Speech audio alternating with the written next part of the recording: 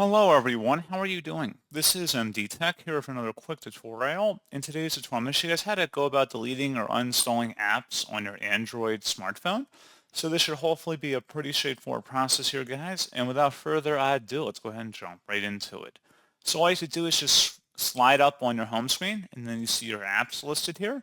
Select the app you want to uninstall, and you would select the uninstall option. Please keep in mind if there's no option here, it means you cannot uninstall the app. Not all apps can be uninstalled.